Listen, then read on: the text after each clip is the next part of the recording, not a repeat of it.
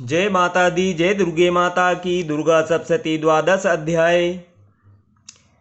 देवी बोली, जो पुरुष एकाग्र होकर इन स्तोत्रों से नित्य मेरी स्तुति करेगा उसकी सभी बाधाएं मैं निसंशय नाश कर दूंगी। और जो मधुकैटभ का नाश, महिषासुर का घात एवं शुभ निशुभ दोनों का वध आदि प्रसंगों का कीर्तन करेंगे, और जो एकाग्र होकर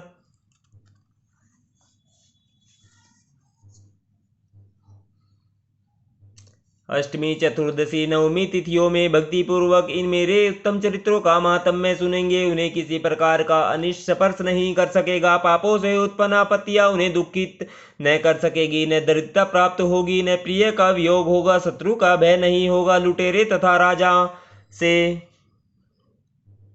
भी कोई भय नहीं आएगा, और न शस्त्रों से, न अग्नि से, न जल राशि से कभी भय होगा। इसलिए मेरा महात्म्य एकाग्रचित होकर पढ़ना चाहिए एवं भक्ति से सदा सुनना चाहिए। मेरा चरित्र परम मंगलदायक है। महामारी से उत्पन्न सभी उपद्रवों को तथा तीनों पापों को मेरा महात्म्य शांत कर देता है। मेरे जिस मंदिर में मेरा यह महात्म्य पढ़ा जा रहा हो, उस स्थान का मैं कभी त्याग नहीं करती। वहाँ मेरा सदा सन्निधान रहता है। बलिदान, पूजा, अग्निहोत्र, महोत्सव में इस मेरे सारे चरित्र का पाठ करे और श्रवण करे। इस प्रकार से विधि जानकर अथवा बिना जाने बलि, पूजा, हवन आदि से जो कुछ भी करेगा उसे मैं प्रतिपूर्वक ग्रहण कर लेती हूँ। शरद काल में मेरी वार्षिक महापूजा की जाती है। उस अवसर पर जो मेरे इस महात्म्य को भक्ति के साथ सुनेगा उसकी सभी बाधाएं निवृत्त हो जाएंगी और वह धन, धान्य, पुत्र आदि से संयुक्त हो जाएगा। मेरी उस पर कृपा होगी।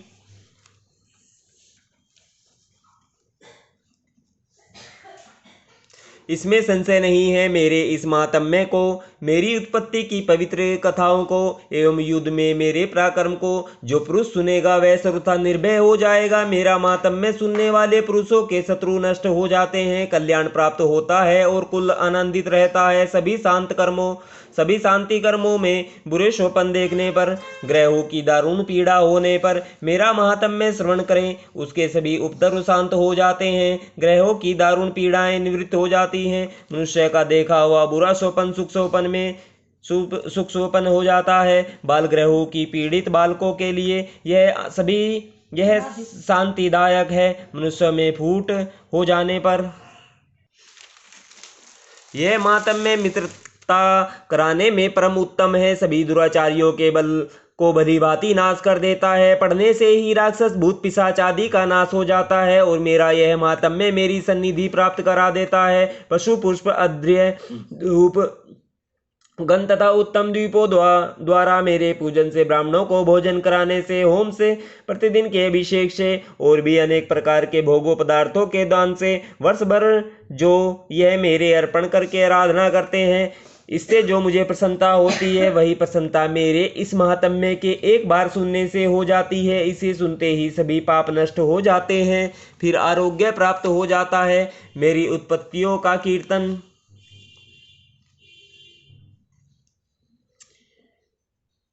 तो सभी भूतों से रक्षा करता है। युद्धों में वर्णित मेरा जो चरित्र दुष्ट दैत्यों का नाश करने वाला है, उसके श्रवण करने पर पुरुषों को बैरियों से किसी प्रकार का भय नहीं रहता। हे देवतागण, तुम लोगों ने जो मेरी स्तुतियां की हैं एवं ब्रह्म ऋषियों ने जो की है और ब्रह्मा जी ने जो की है, वे ही सभी मंगलमयी बुद्धि देती है। वन में शून्य स्थान पर अथवा वन की अग्नि में गिर जाने पर, शून्य स्थान में डाकुओं से गिर जाने पर, शत्रुओं द्वारा पकड़े जाने पर, अथवा वन में शेर, चीता एवं जंगली हाथियों के पीछा करने पर, क्रोध में आकर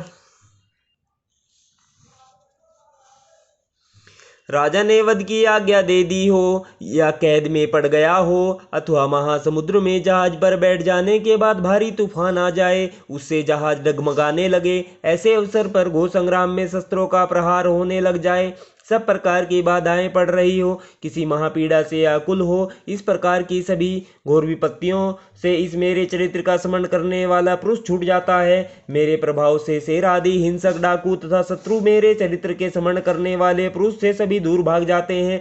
ऋषि बोले, इतना कहकर भयंकर पराक्रम वाली भगवती चंडिका सभी देवताओं के देखते देखते वहां से अंतर्धान हो गई। वे सभी देवता निर्भय होकर पहले के समान अपने अपने अधिकार प्राप्त करके जिनके शत्रु नष्ट हो चुके थे, भोगों के भोगता हुए बाकी दैत्यों का काल सुनिए। जबकि देवशत्रु शुंभ युद्ध में मारा गया, जो शुंभ जगत के विध्वंस पर तुला हुआ था, अतुल पराक्रमी भयंकर दैत्य था, उसके मारे जाने पर और फिर महापराक्रमी निशुंभ के भी मारे जाने पर बाकी के बचे कुचे दैत्य पाताल में भाग गए। हे राजन, इसी प्रकार भगवती जगदम्बिका नित्य स्वरूपा देवी पुनः पुनः प्रकट होकर जगत की रक्षा किया करती है। यह देवी जी विश्व का मोहन करती है, वही जगत को पैदा करती है, उसी के आगे प्रार्थना करने पर संतुष्ट हो जाती है, फिर विज्ञान एवं रिद्धि प्रदान करती है। हे राजन, उसी ने ही सारे ब्रह्मांड को व्याप्त कर रखा है। प्रलय काल में महामारी के स्वरूप में यही देवी ब्रह्मांड भर में व्याप्त कर रखा है। प्रलय काल में महामारी के स्वरूप में यही देवी ब्रह्मांड भर में व्याप्त हो जाती है, वही समय समय में महामारी हो जाती है। अजन्मा होते हुए भी वह सृष्टि रूपा हो जाती है, वही सनातनी देवी समय समय पर प्राणियों की स्थिति किया करती है।